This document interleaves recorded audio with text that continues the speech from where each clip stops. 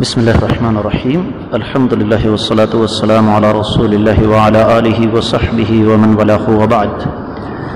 معزز خواتین و حضرات، معاشرے کے موسمی مسائل میں سے محرم میں شادی، یاد رکھیے نکاح کائنات کے امام صلی اللہ علیہ وسلم کی سنت ہے اور کوئی عام سی سنت نہیں۔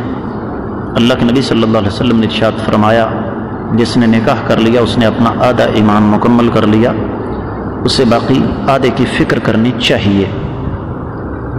اور یہ ایک ایسا عمل ہے جو سال کے 12 مہینے دن رات کے 24 گھنٹے میں کسی وقت بھی منع نہیں ہے، ما سوائے حالت احرام کے۔ اب یہ جو سوال اٹھایا جاتا ہے نا کہ محرم میں شادی جائز ہے کہ نہیں، اس کی بنیادی وجہ میں آپ کو بتاتا ہوں، اور وہ یہ ہے کہ ہم لوگوں نے شادی کو خانہ آبادی کی بجائے خانہ بربادی بنا رکھا ہے۔ نبی کریم صلی اللہ علیہ وسلم کا فرمان ہے، خیر النکاح ایسرہ، انسانی تاریخ کا سب سے بابرکت نکاح وہ ہے جس میں سادگی زیادہ ہو، آسانی زیادہ ہو۔ ہم لوگ محرم میں شادی نہ کرنے کا سوال اسی وجہ سے اٹھاتے ہیں کہ جو بےہودگیاں ہم نے شادیوں پر سر انجام دینا ہوتی ہیں، محرم کے مہینے میں وہ ہم سر انجام نہیں دے سکتے۔ بنیادی طور پر امت مسلمہ میں محرم کو صدمے والا مہینہ سمجھا جاتا ہے، اور یہ لمبی چوڑی بارات، یہ بینڈ باجا، یہ ڈانس، اور وہ بھی خاندان کی لڑکیاں۔ مجھے پھر ایک واقعہ یاد آ گیا، اور مجھے یقین ہے کہ جس آدمی نے یہ واقعہ سنایا اس کا اپنا واقعہ ہے۔ کہتا ہے کہ ایک لڑکا اپنے باپ سے پوچھتا ہے، ابا جی آپ کے دور کے مخنثین خسرے ہجڑے زندہ ہوں گے؟ کہتا ہے بیٹا تم نے کیا کہنا ہے؟ کہتا ہے ابا جی میں نے آپ کی شادی کی مووی دیکھی ہے، اس میں ان ہجڑوں کا ڈانس بڑا زبردست تھا، شیمیلز کا۔ تو اس کے باپ نے اتنی بڑی گالی دے کے کہا کہ وہ مخنثین ہجڑے نہیں تھے، وہ تمہاری پھوپھیاں تھیں۔ اب ظاہر بات ہے محرم میں یہ کام نہیں ہوگا، دودھ پلائی نہیں ہوگی، بے پردہ خواتین نہیں آئیں گی، اور ساری رات مہندی کے نام پر بےہودگی نہیں ہوگی۔ تو چونکہ ہم اپنی شادیوں پر یہ کام سر انجام دینا چاہتے ہیں، اس وجہ سے یہ سوال اٹھاتے ہیں کہ کیا محرم میں نکاح کرنا جائز ہے؟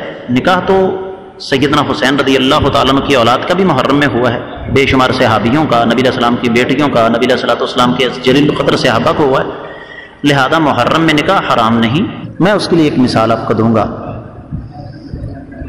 اسلامی تاریخ کا ایک بڑا عظیم کردار ہیں امام سعید بن مسیب رحمہ اللہ، جلیل القدر تابعی، مدینہ کے 7 بڑے فقہاء میں سے ایک۔ مسجد نبوی میں ایک دن بیٹھے ہوئے تھے تو آپ نے ایک شاگرد سے کہنے لگے بیٹے تم شادی کیوں نہیں کرتے؟ کہنے لگے استاد جی میں شادی کیسے کر سکتا ہوں، میں تو انتہائی غریب آدمی ہوں، مجھے کون رشتہ دے گا؟ تو کہنے لگے سوچ سمجھ لو، میں تمہیں اپنی بیٹی کا رشتہ دینے کے لیے تیار ہوں۔ شاگرد کو اپنے کانوں پر یقین نہ آیا۔ استاد جی کیا کہا آپ نے؟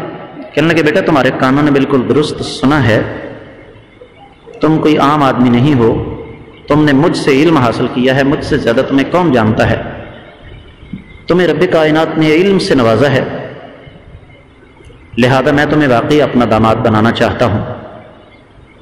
کہا استاد جی ایک آدمی کی اس سے بڑی خوش نصیبی اور کیا ہو سکتی ہے کہ آپ جیسا باعمل آدمی اسے اپنی بیٹی کا رشتہ دے دے؟ تو فرمایا اس کا مطلب ہے تمہیں کوئی اعتراض نہیں؟ کہا جی بالکل نہیں۔ کہا پھر ٹھہرو، نماز کا وقت ہوا، نماز پڑھائی، سلام پھیرا اور کہا کہ کوئی بھائی اٹھ کر نہ جائے، میں آپ لوگوں کے سامنے اپنی بیٹی کا نکاح اس نوجوان سے کر رہا ہوں۔ وہ نوجوان خوشی خوشی یہ خبر لے کر اپنی والدہ کو دینے کے لیے گھر آیا تو والدہ نے کہا بیٹے میں تمہاری اس بات پہ یقین نہیں کر سکتی کہ سعید بن مسیب جیسا اللہ کا ولی، محدث، مفسر، فقیہ، عالم اور مجاہد تابعی ہمیں اپنی بیٹی کا رشتہ دے دے۔ اتنی دیر میں دروازے پر دستک ہوئی، پوچھا کون؟ کہا سعید۔ نوجوان کہتا میں پریشان ہو گیا کہ سعید مجھے تو مدینہ میں صرف ایک ہی سعید جانتے ہیں اور وہ استاد محترم ہیں، اور وہ گھر مسجد اور میدان جہاد کے علاوہ کسی چوتھی جگہ جاتے ہی نہیں۔ کہتے میں نے دروازہ کھولا تو سامنے استاد جی کھڑے تھے، میں پریشان ہو گیا، شاید کوئی گستاخی ہو گئی ہے۔ میں نے کہا استاد جی کوئی مسئلہ تھا تو مجھے یاد کر لیا ہوتا، آپ کیوں تشریف لائے، کیوں زحمت کی آپ نے؟